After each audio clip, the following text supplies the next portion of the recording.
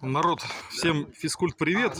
Значит, вот потрескивание и пощелкивание было у велосипеда Twitter V3 карбоновый. При педалировании, значит, пощелкивало, поскрипывало. Думали на каретку, каретку 2 раза перебрали. В итоге решилось. Значит, я снял колеса, промазал литолом дропауты, протер торцы втулочек вот здесь вот. Дропауты промазал, оси промазал. Вот здесь вот тоже вот ось откручивается, я ее промазал.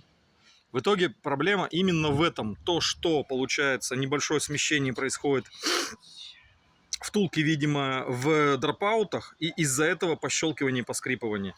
То есть разбираем, протираем и смазываем, и все уходит. Сделал так переднее колесо, сделал так заднее колесо. Все ушло, проблемы нет. Вот.